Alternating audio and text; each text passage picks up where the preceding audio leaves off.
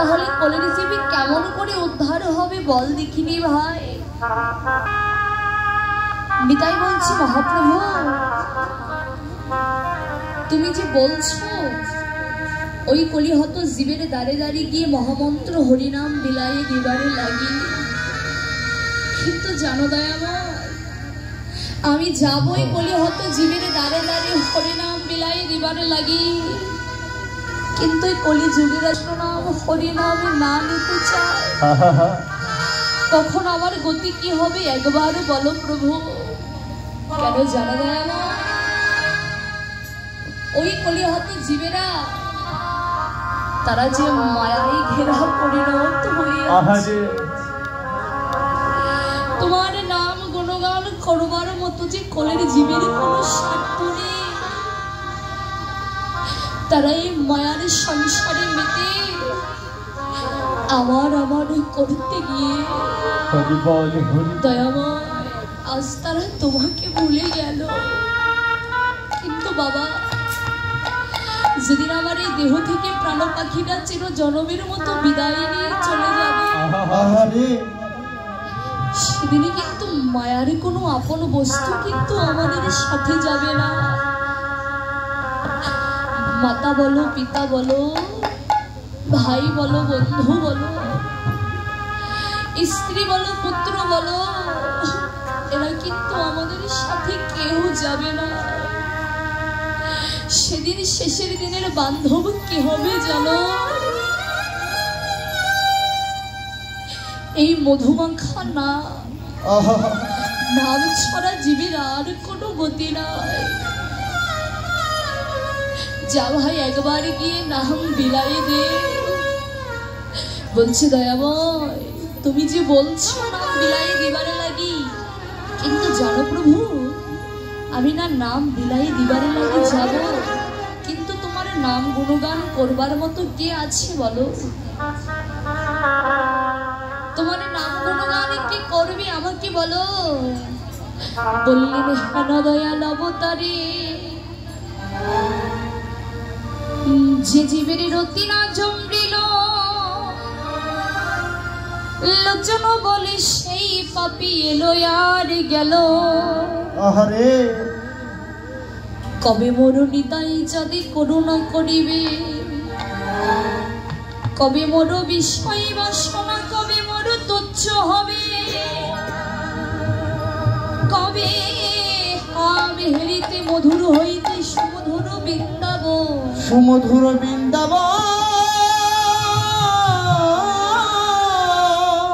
দয়াময় বলো তোমার নাম করবে কে? মহাপ্রভু বলছিল ভাই নিতা আমি যে কলির জীবদের বড় ভালোবাসি রে ভাই। দেখ ভাই আমার তো বৃন্দাবনে কোনো কিছুর অভাব ছিল না, আমার তো কোনো কিছুর অভাব ছিল না মধুময় মধুর বৃন্দাবনে, তাহলে কেন আসলাম আমি ইসলাম নদিয়ার মাঝে? কেন আসলাম বল ভাই, কেন আসলাম জানিস? না শুধু এই কলির জীবকে উদ্ধার করবার লাগে, কেন এই কলির জীব যদি উদ্ধার না হয়, এরা যদি বদনে কৃষ্ণ নাম হরিনামে না নেয়, ওরা তাহলে কেমন করে উদ্ধার হবে বল ভাই? কেন জানিস এই কলি জীবনে জীবের নাম ছাড়া আর কোনো গতি নাই ভাই। একবার গিয়ে নাম খানা বিলাইয়ে দেনা ভাই। নিতাই বললেন মহাপ্রভু ওই কলি যুগে যদি তোমার নামে গুণগান কেহ না নিতে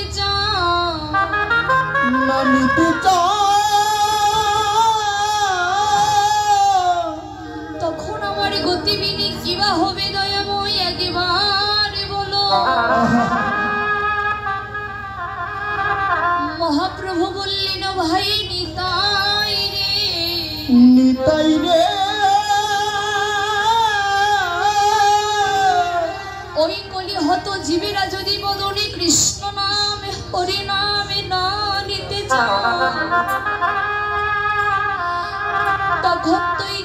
করবি জানিস ও ভাই নিতাই রে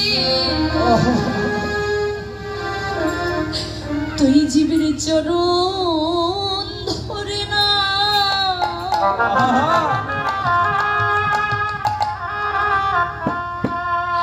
চরণ ধরে নাম শিখাই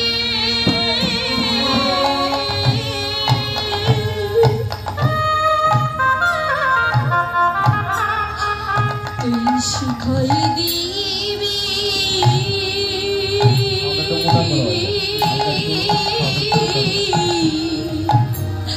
ও ভাই নিতাই তুই চরণ ধরি না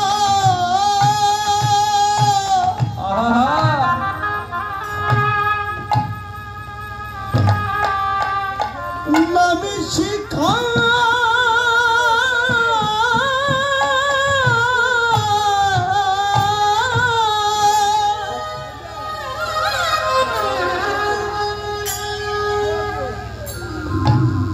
ওরে শিখাই দিবি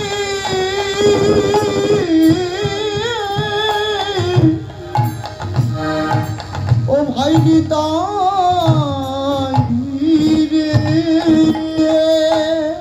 ও ভাই নিতাই রে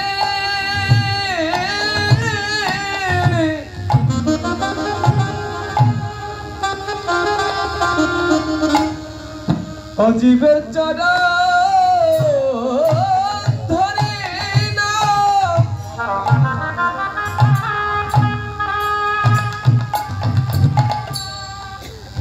ওই নাম ভিলাই দেবী ভাই নিতাই রে ভাই নিতাই রে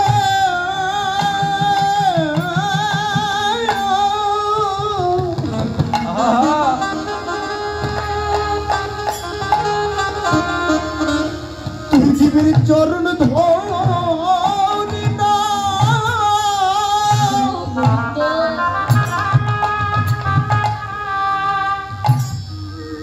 নামে শিখা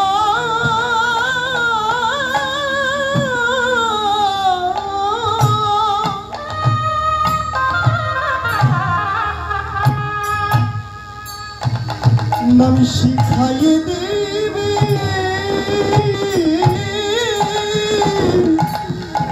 ভাই নিতাই রে ও ভাই বদনে হা কৃষ্ণ বলি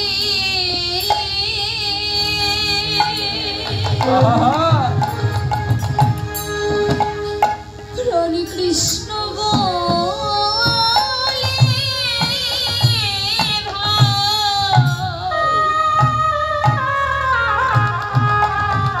ও ভাই কেঁদে কেঁদে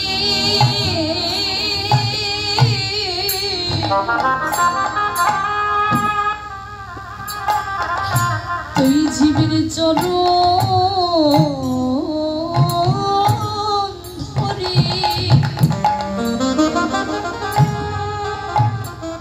চরণ ধরে নাম শিখাই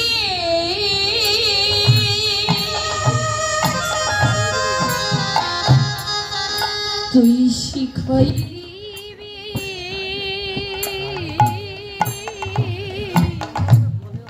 ও ভাই নিতাই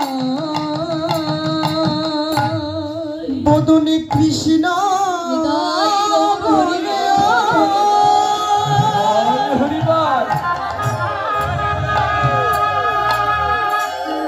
বদনে কৃষ্ণ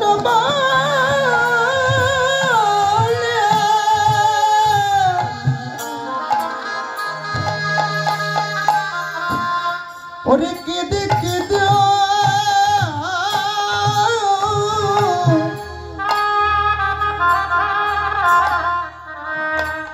জীবের হাতি ধরি না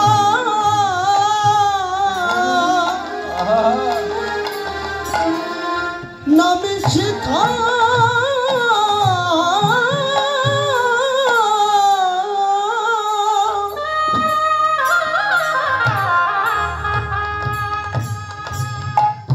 ওরে শিখাই দেবী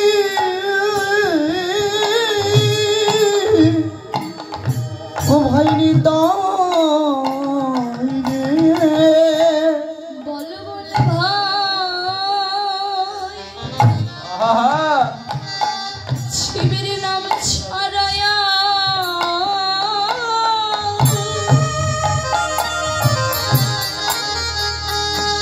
কলি জীবের কি আছে বলে বল ভাই জীবের নাম ছাড়ায়া আরে কি ভাই আছে বলে বলে ভামা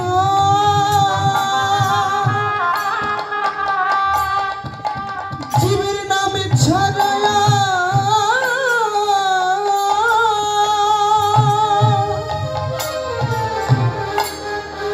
কি আছে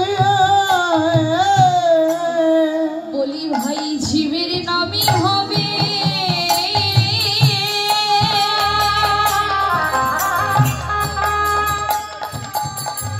জীবের নামই হবে আহা পরপারের শব্দ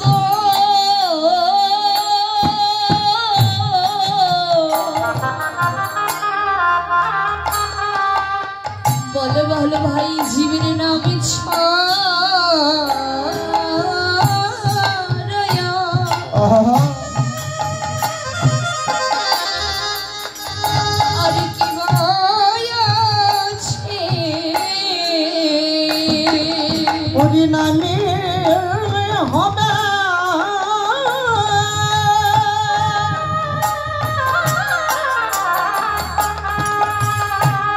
ওরে নামে হবে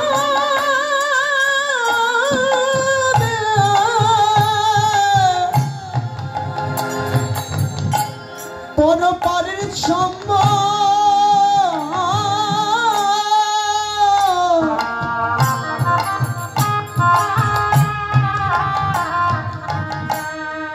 জীবের নামে ছাড়া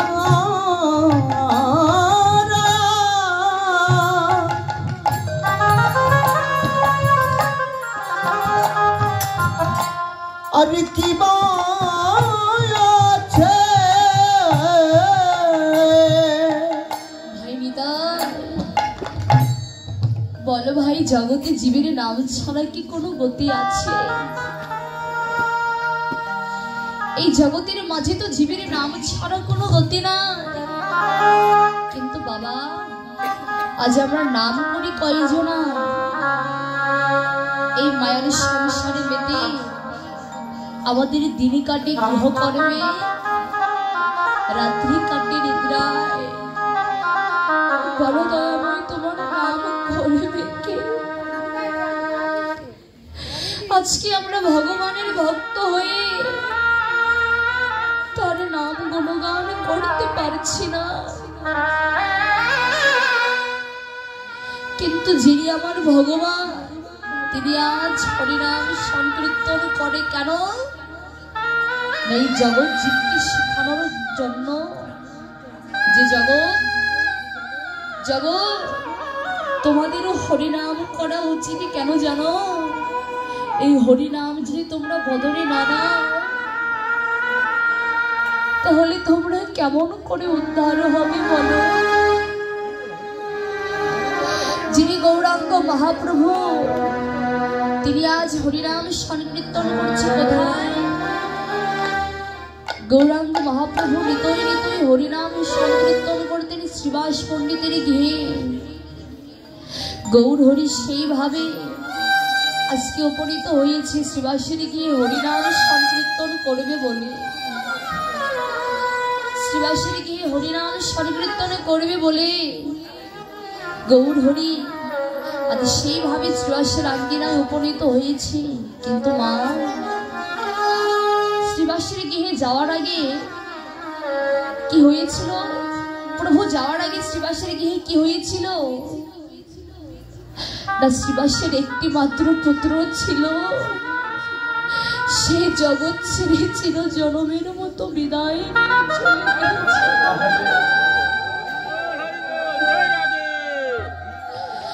শ্রীবাসের স্ত্রী মালিনী ওই মৃত পুত্রকে বক্ষ মন্দিরে জড়ায় ধরে কাঁদছে আর বলছে, খোকারে আজকে চির জনমের মতো মা ডাকের কাঙাল হয়ে গেল,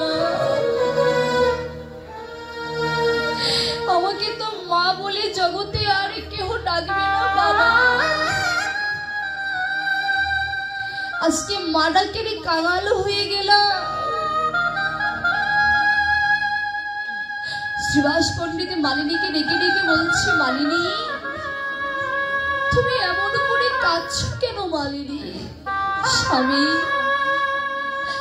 আমার সন্তান মারা গিয়েছে আর তুমি কিনা বলছো এমন করে কাঁদছে কেন? স্বামী গো,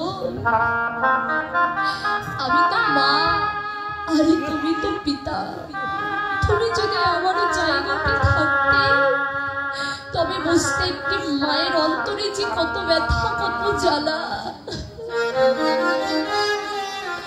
স্বামী, আমি কেমন করে সইব সন্তান হারানোর জ্বালা বলো?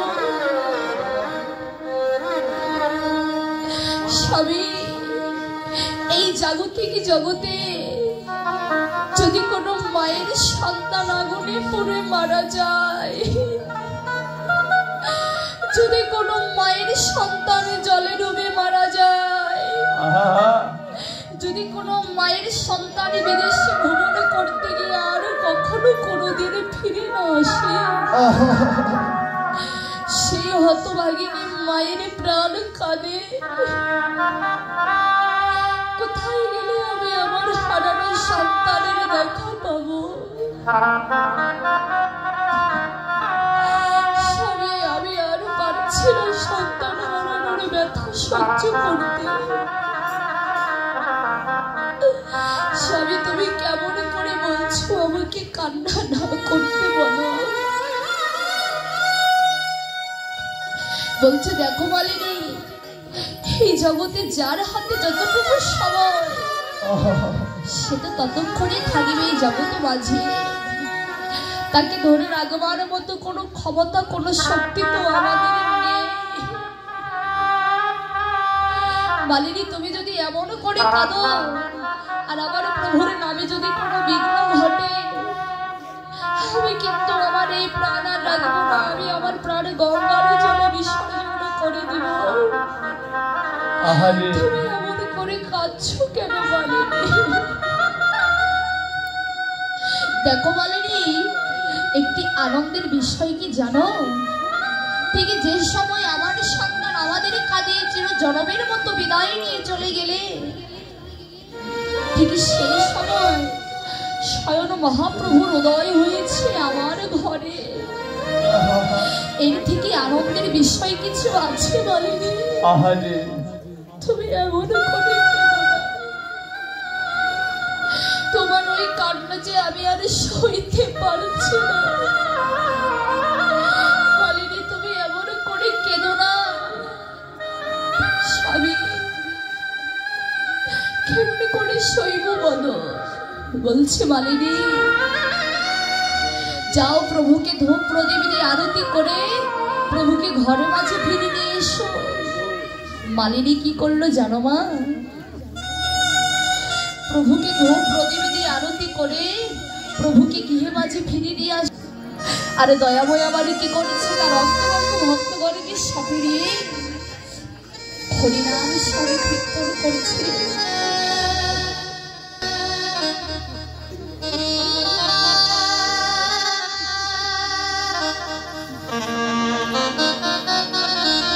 তার অন্তরঙ্গ বহিরঙ্গ ভক্তগণকে সাথে নিয়ে হরিনাম সংকীর্তন করেছে।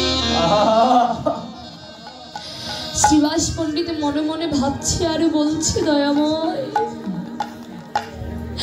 আজ যদি আমি তোমার সাথে নাম না করি, আমার সন্তানের কথা আমার মনে পড়বে। আমার দু নয়নের জল ঝরে ঝরে করে ঝরবে। আমার প্রভু যেন বুঝতে না পারে যে আমার সন্তান মারা গিয়েছে। কেননা প্রভু যদি বুঝতে পারে আমার সন্তান মারা গিয়েছে, তাহলে যে আমার প্রভুর নামে বিঘ্ন ঘটবে। প্রভুকে কিছুতেই যেন বুঝতে না পারে যে আমার সন্তান মারা গিয়েছে। আমার সন্তান যে মারা গিয়েছে, প্রভু যেন বুঝতে না পারে যে আমার সন্তান মারা গিয়েছে। তাই নিজেকে কি করলো জনমা? নিজেকে আজ নামের মধ্যে ডুবিয়ে দিলে, নিজেকে নামের মধ্যে ডুবিয়ে দিলে, নিজেকে নামের মধ্যে ডুবিয়ে দিয়ে হরিনাম সংকীর্তন করতে করতে মহাপ্রভু শ্রীবাস পণ্ডিতকে ডেকে বলছে, শ্রীবাস, ও শ্রীবাস,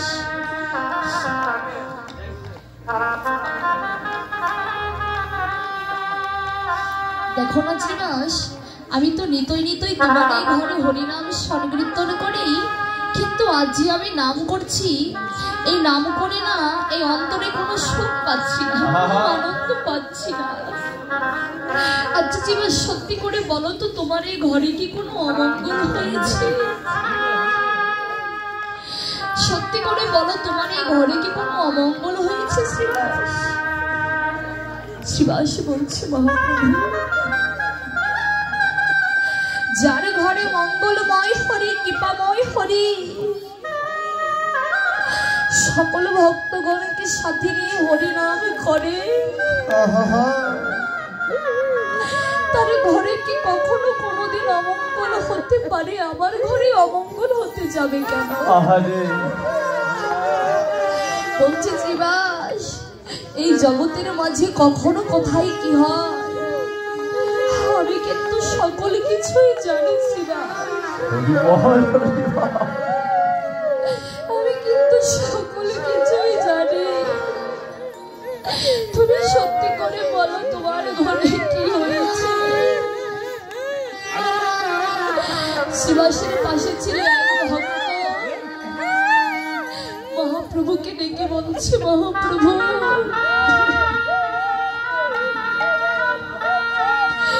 শ্রীবাসের একটি মাত্র পুত্র ছিল,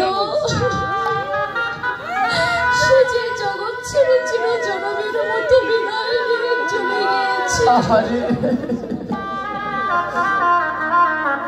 তার সন্তান যে চিরজনমের মতো বিদায় নিয়ে চলে গিয়েছে। প্রভু, শ্রীবাস বলছে, দয়াময়, আজ চিরজনমের মতো বাবারা কেড়ে কাঙাল হয়ে গেলাম, আমাকে তো আর বাবা বলে ডাকার মতো কেউ রইল না,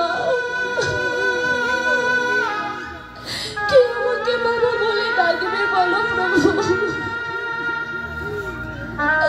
মহাপ্রভু বলছে, শ্রীবাস, তুমি আমাকে এত ভালোবাসো,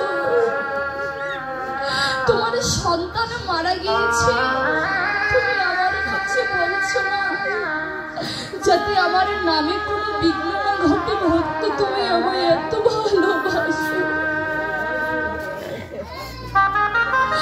তুমি আমায় এত ভালোবাসো, তোমার সন্তান মারা গিয়েছে, তুমি কিনা আমার সঙ্গে হরিনাম করছো? দয়াময়, আমার সন্তান, আমার তো কেহ না, আমার সন্তান জগতে আমার তো কেহ নাই,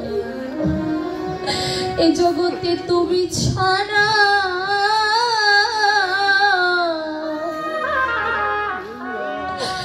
বলো আমার কে আছে? জগতে তুমি ছাড়া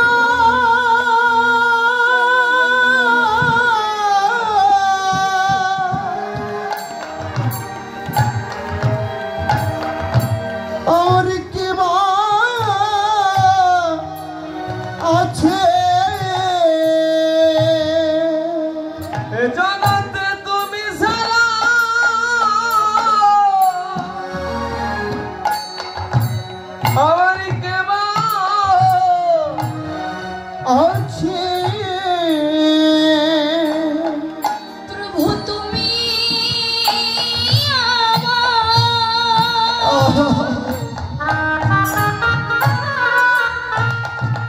আমার মাতা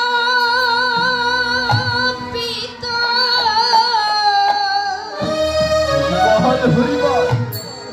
এই জগতে তুমি ছাড়াই আমার বলো কে আছে ওরে তুমি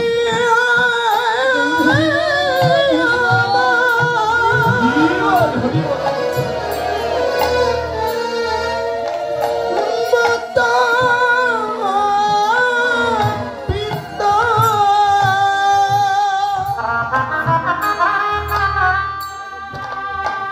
জগতে তুমি বিনা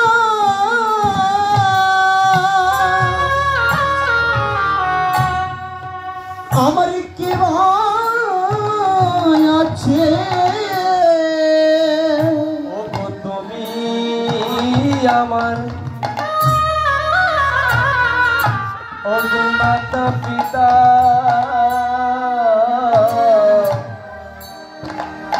জগতে তুমি ছাড়াই আমার বলো আর কি ভাই আছে ওরে তুমি আমার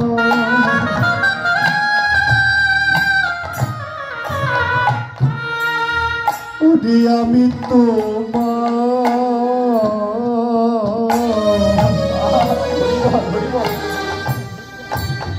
জগতে তুমি বিনা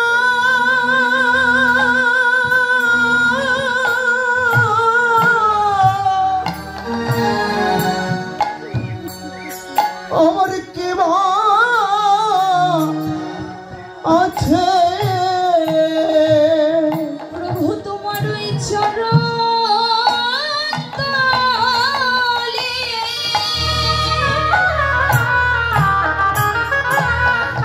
আমায় একটু জায়গা দাও গো। তোমার ওই চরণ ছাড়াই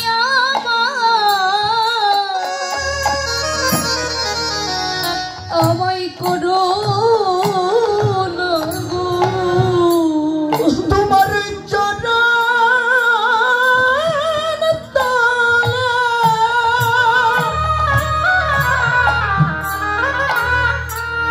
আমায় একটু জায়গা দিও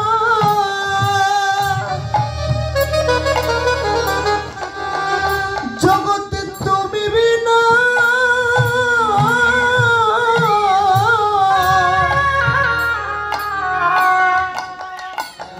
আমার কি আছে তোমার ওই চরণ বড়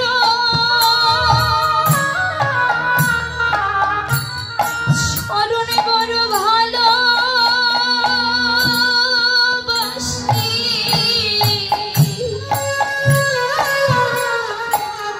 প্রভু যেন চরণে ছাড়াই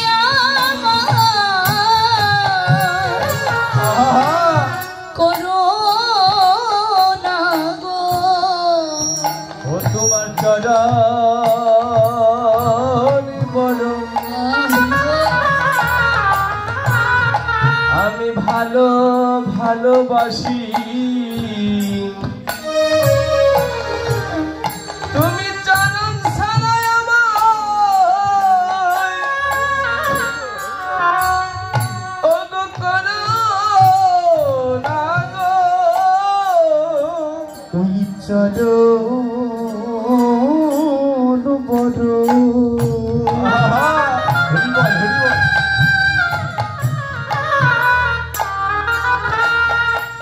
চরণ বড় ভালোবাসি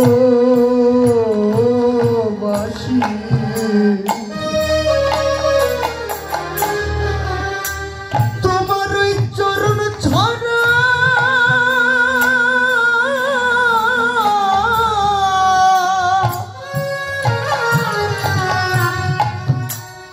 আমায় করো না গো।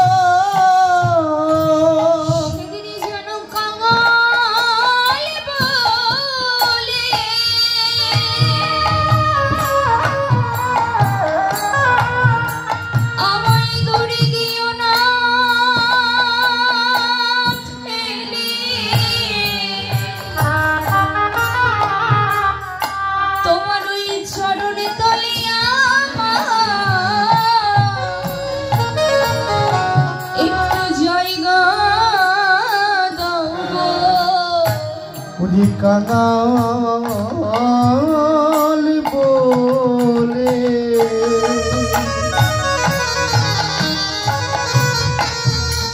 আমায় দিও না ফিরে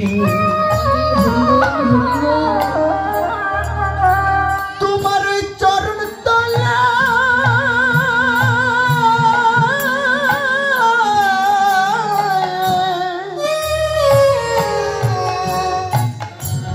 একটু জায়গা দিও তোমার ওই চরণ বড় ভালোবাসি যেন চরণ ছাড়া করো না গো। চরণ বড় ভালোবাসি চরণ ছাড়া চরণ বড় ভালোবাসি চরণ বড় ভালোবাসি চরণ বড় ভালোবাসি সেদিন ওই চরণ ছাড়া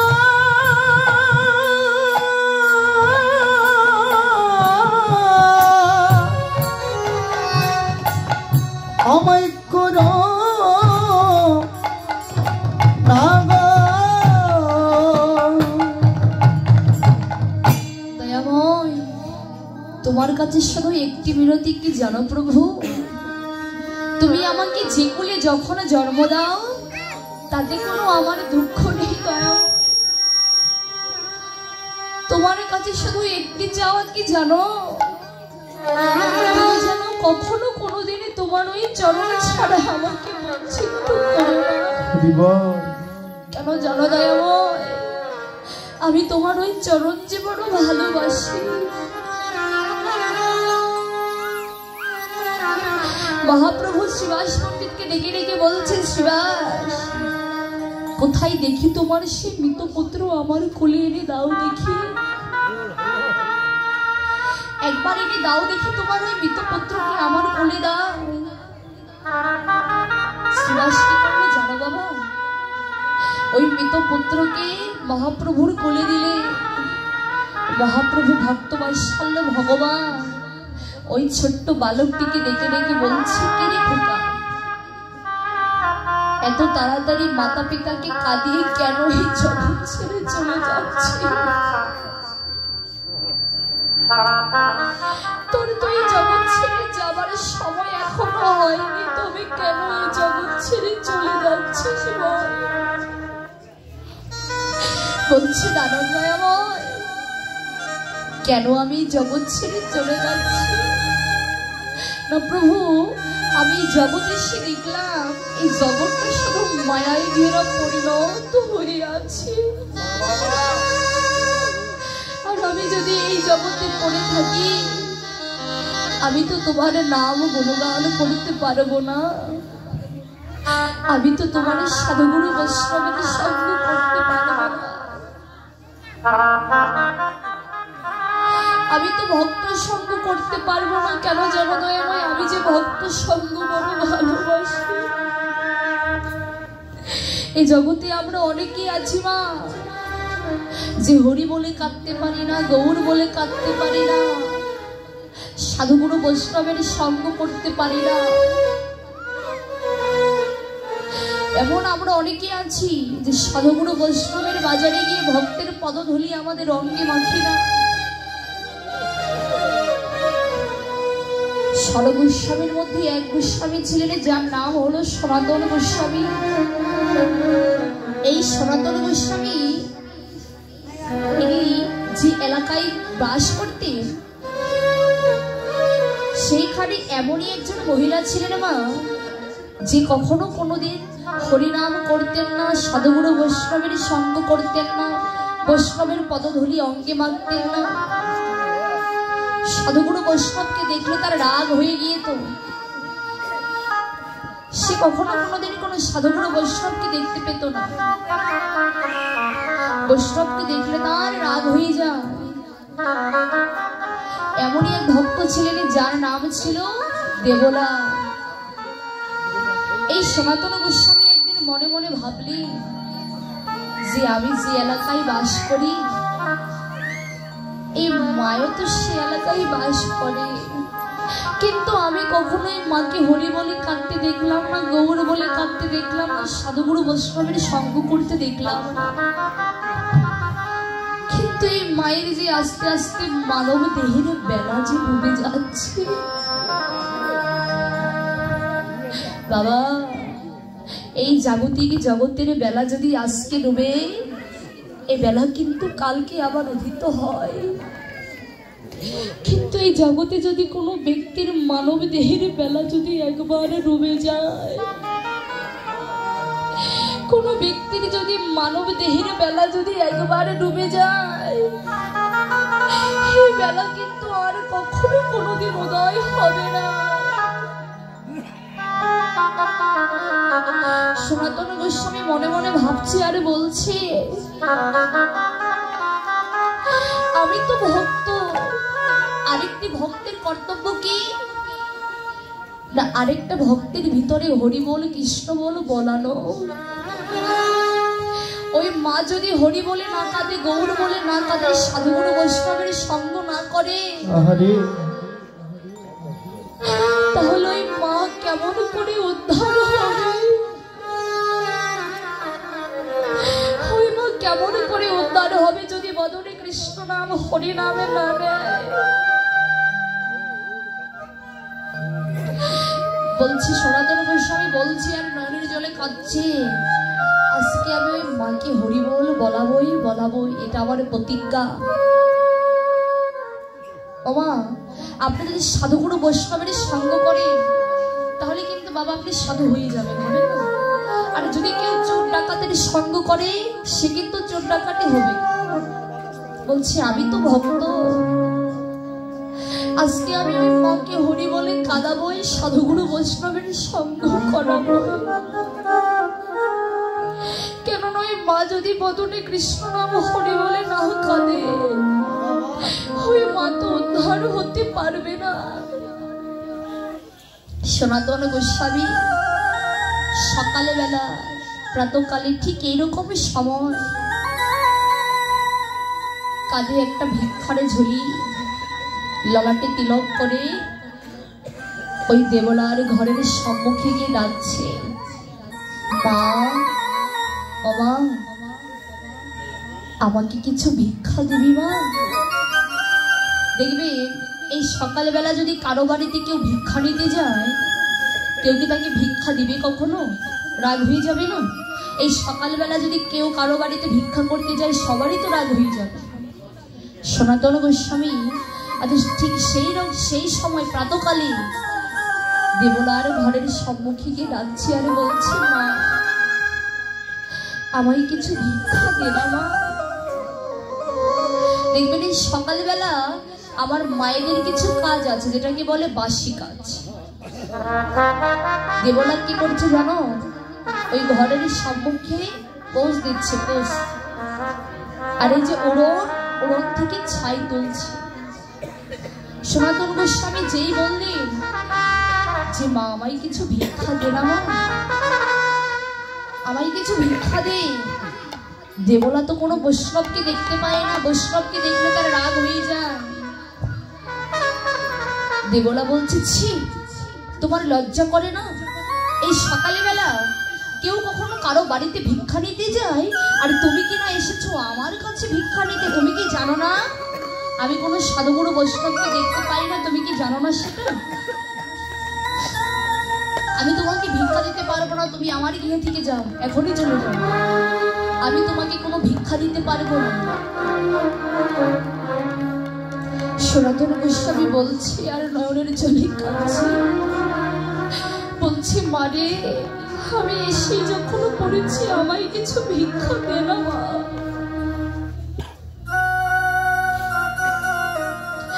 এত অপমান করছি, এতবারে চলে যেতে বলছে, ঠিক সেই জায়গাটাই নিরজ্জার মতো দাঁড়িয়ে আছে। তোমায় এত অপমান করছি তাতে তোমার লজ্জা হয় না? তারপরও তুমি এই জায়গাতেই দাঁড়িয়ে আছো। তবে তোমায় কি ভিক্ষা দেব জানো? ওই যে ঘর পোজ দিচ্ছি মা, ওই যে ঘর পোজ দিচ্ছি, ওই সতলিটা সনাতন গোস্বামীর মুখে ছড়ি মেরেছে। সনাতন গোস্বামীর মুখে যখন ছড়ি মেরে, সনাতন গোস্বামী ওই সতলিটা, ওই কাপড়টা তার হৃদয় মন্দিরে জড়িয়ে ধরে কাঁদছে আর বলছে, মা তুই যদি আজ আমাকে 2 কেজি চাউল দিতি তবে আমার এত বড় উপকার হতো না। এই যে বাসি পোস্টটা আমার মুখে ছুঁড়ে মারলি, আমি কি করব জানিস না? আমি যে সন্ধ্যাবেলা রাধা মাধবের আরতি করব, আরতি করবার মতো না আমার কাছে কোনো সতলি নাই। এই যে বাসি পোস্টটা আমার মুখে ছুঁড়ে মেরেছি, এটা আমি গঙ্গার জলে ধৌত করে রোদ্রে শুকাই আমি যে সন্ধ্যাবেলা আমার রাধা মাধবের আরতি করব, আমি সেই আরতির কাজে লাগিয়ে দেব।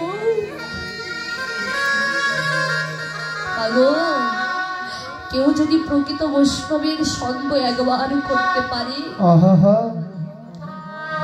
তার ভিতরে যতই পাষাণ হোক আর যাই হোক, সে কি আর পাষাণ থাকতে পারে? দেবলার ভিতরে যত পশু মন ছিল, সেই পশু মন বাহির হয়ে কৃষ্ণ বহির্মুখ হয়ে গেল। আরে নয়নের জলে কেঁদে কেঁদে বলছে, দয়াময় বাবা, আমি তোমার চরণে এত বড় অপরাধ করলাম, তবু তুমি এখানে দাঁড়িয়ে আছো বাবা। আমি না কত জন্মের অপরাধী বাবা। দেখো, আমি একদিন সাধুগুরু বৈষ্ণবের সঙ্গ করলাম না, একদিন হরি বলে কাঁদলাম না, গৌর বলে কাঁদলাম না। গৌরী হে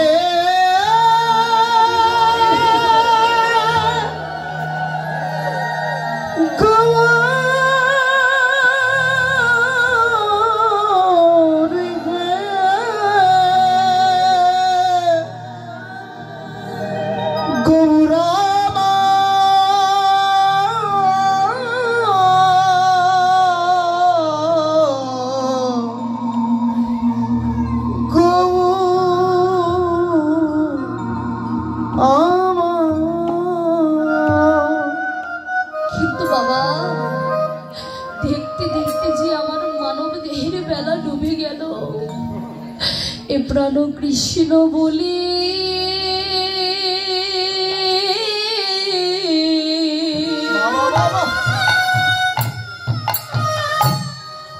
কৃষ্ণ বলে কাঁদিল,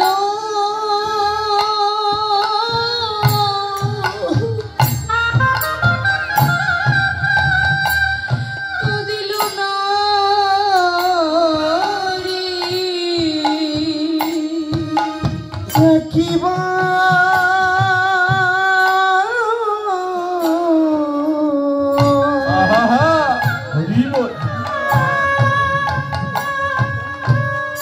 কৃষ্ণ বলি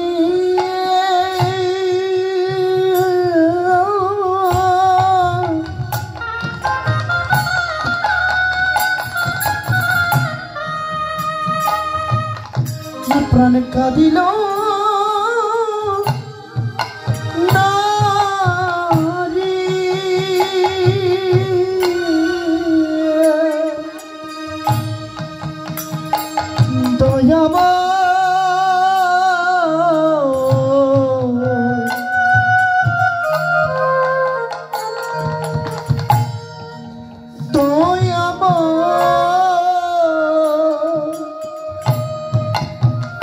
কৃষ্ণ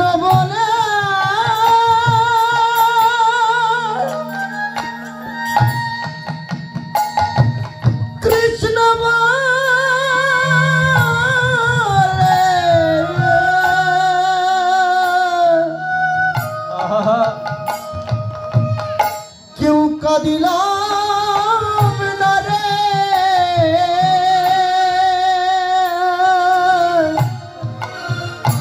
আমার জিদেহে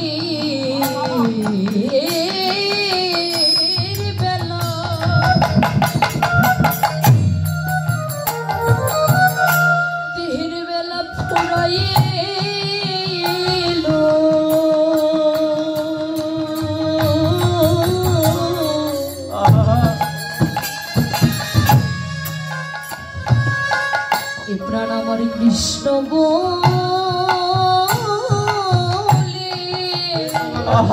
হরিবল হরিবল একদিন কাঁদিল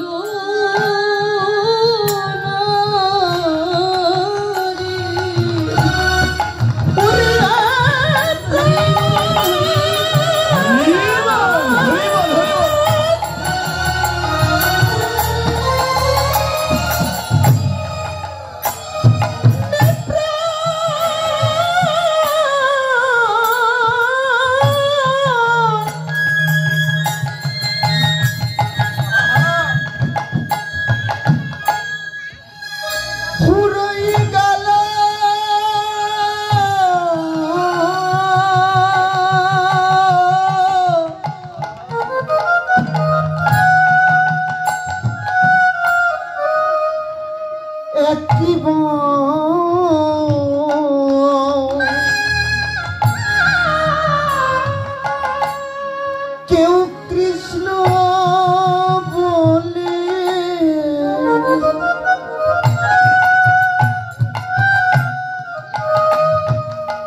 ওরে কৃষ্ণ বলে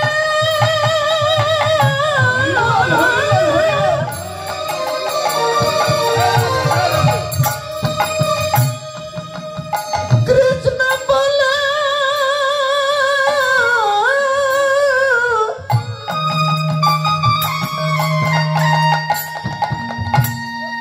ওরে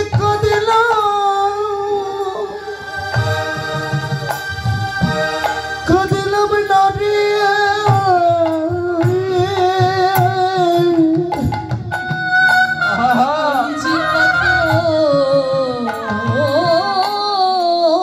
জনমে হরিবল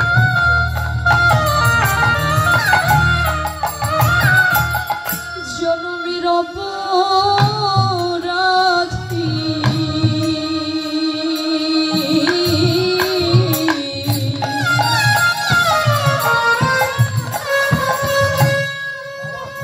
আমার পাপিষ্ঠ মনে কৃষ্ণ বলে একদিন কাঁদিল না রে। ওরে কত জনমে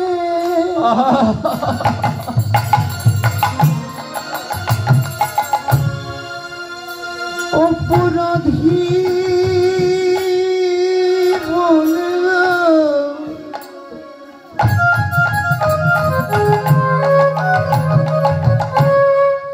একবার কৃষ্ণ বলে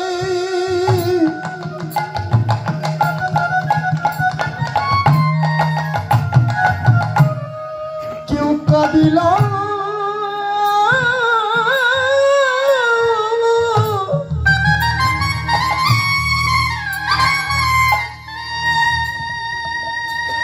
কেউ কাঁদিলাম না রে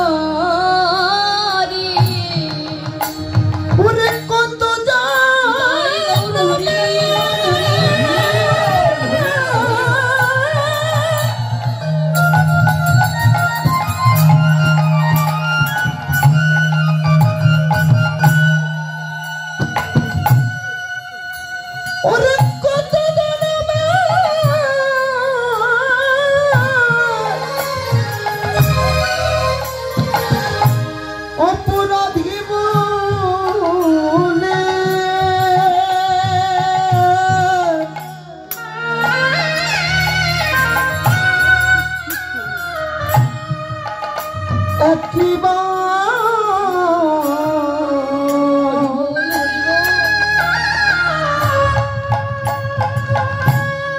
কৃষ্ণ বলে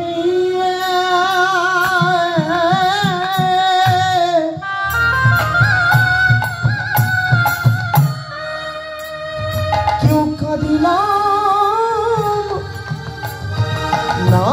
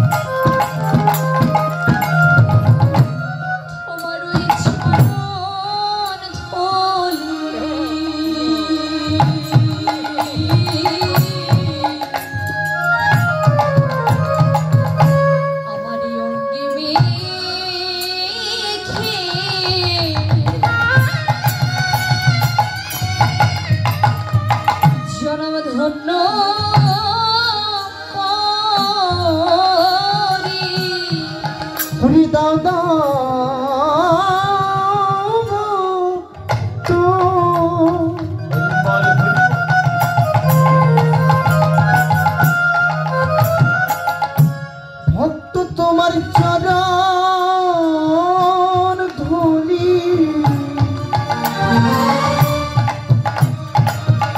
ওরে ধুলি মেখে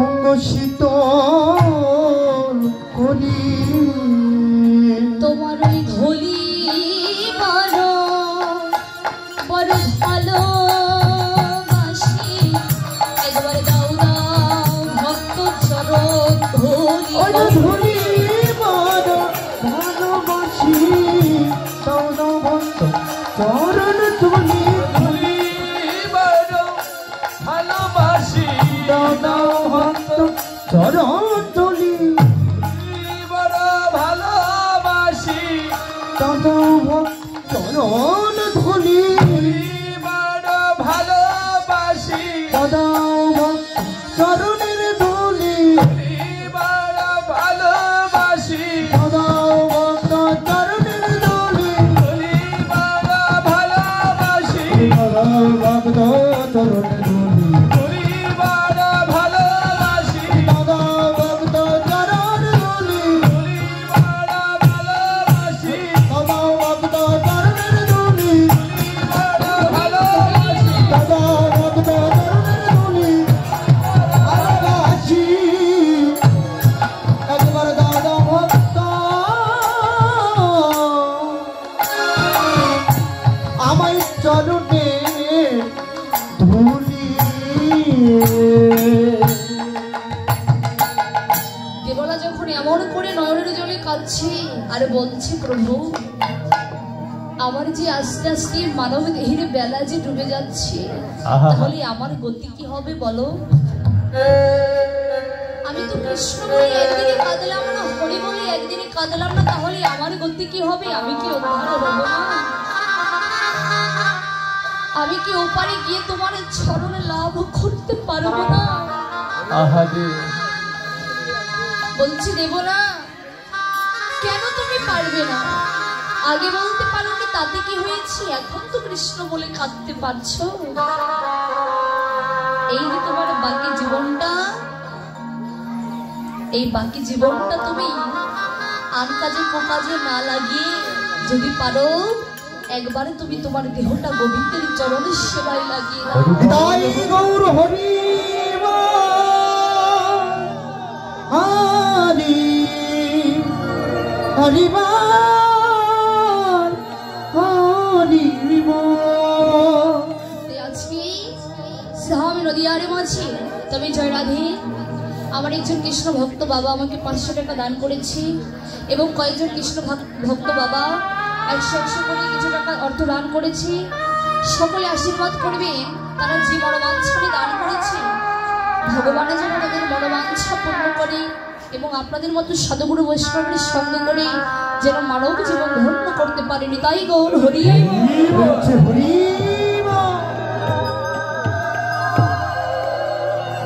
আজ শ্রীধামে নদিয়ার মাঝে গৌর হরি আমার কি করলেন, সেই বৃন্দাবনের রাসলীলার কথা মনে পড়ে শ্রীমতী রাধারানী এবং গদাধরকে পাশে নিয়ে যেভাবে রাসলীলা করে ঘুমাইছিলেন, আর তার সেই রাসলীলার কথা মনে পড়ে গৌর হরি আমার কি করছে জানো, গদাধরকে বামে নিয়ে রজনী বিলাস করছে। আর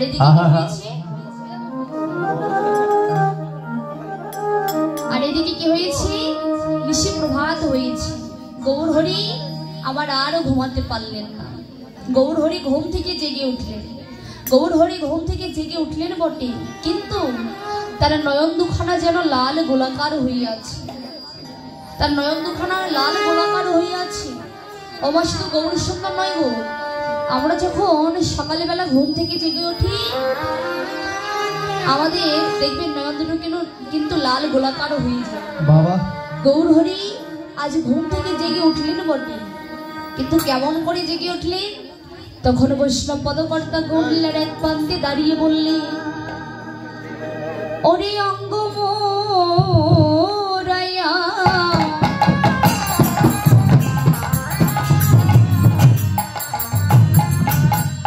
উঠিয়া বসিল অলসিয়া বসতনু দেখি করিয়া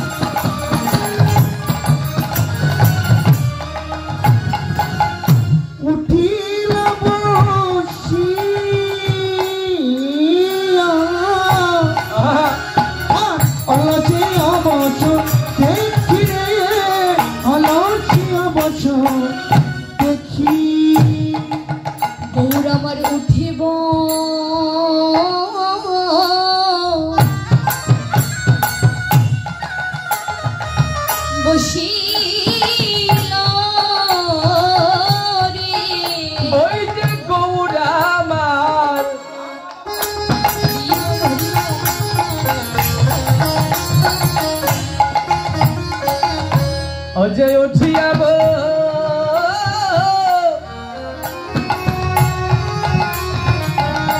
আরে বসিলা রে গৌরামা হরি বল হরি বল।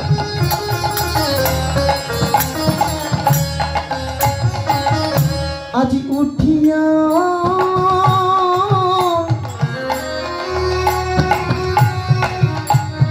বসিল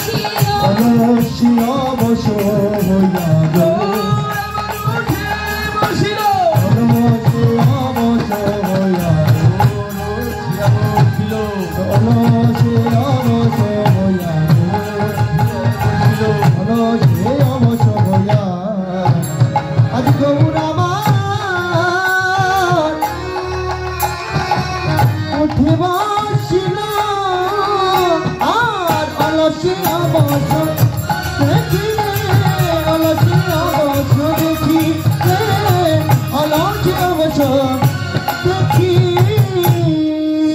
গৌর সুন্দর আজ কি করলেন? আজ অলস্যে অবশ্য হইয়া ঘুম থেকে জেগে উঠলেন। ঘুম থেকে জেগে উঠলেন বটে, কিন্তু তার অঙ্গখানা যেন মোড়াচ্ছে। কেন? কাঁচা ঘুম থেকে জেগেছে তো তাই। শুধু গৌরী সুন্দর নয়, আমরা যখন সকালবেলা ঘুম থেকে জেগে উঠি দেখবে আমাদের অঙ্গটাও কিন্তু আমরা মোড়াই। কি মোড়াই না? কাঁচা ঘুম থেকে জেগে উঠেছি, গৌরী সুন্দর আজ তার অঙ্গখানা মোড়াচ্ছে। আর কি করেছে? তখন বৈষ্ণব পদকর্তা গৌরীলার এক প্রান্তে দাঁড়িয়ে বললেন, ওরে রজনী বিলাস রসে অঙ্গ ভেলো ধরা ধরা। আরে রজনী বিলাস রসে অঙ্গ ভেলো ধরা ধরা। রজনী বিলাস রসে অঙ্গ ভেলো ধরা ধরা। আরে রজনী বিলাস রসে অঙ্গ ভেলো ধরা ধরা। স্বরূপের মুখ চাহি হাসিয়া হারে। স্বরূপের মুখ চাহিয়া হারে। স্বরূপের মুখ চাহি হাসিয়া হারে। স্বরূপের মুখ চাহিয়া বলি স্বরূপ আমায় জানিল না। স্বরূপ আমার জানিল না কি? স্বরূপ আমায় জানিল না। স্বরূপ আমার জানিল না কি? রজনী বিলাসের কথা স্বরূপ আমায় জানিল না। আরে রজনী বিলাসের কথা স্বরূপ আমার জানিল না কি? স্বরূপের মুখ চাহিয়া আরে স্বরূপের মুখ চাহিয়া।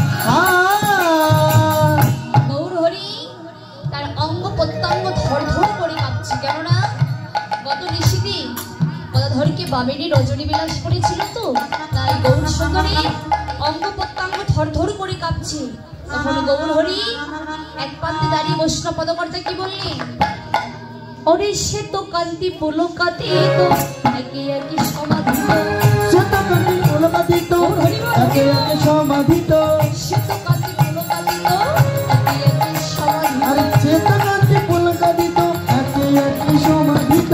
নব নব ভাবের প্রকাশ ওকিয়া হারে। নব নব ভাবের প্রকাশ ওকিয়া হারে। নব নব ভাবের প্রকাশ ওকিয়া হারে। নব নব ভাবের প্রকাশ প্রকাশ করিল। প্রকাশ করিল। প্রকাশ করিল। প্রকাশ করিল। গৌরী লীলা এবার প্রকাশ করিল। গৌরীর লীলা এবার প্রকাশ করিল। গৌরীর লীলা এবার প্রকাশ করিল। গৌরীর লীলা এবার প্রকাশ করিল।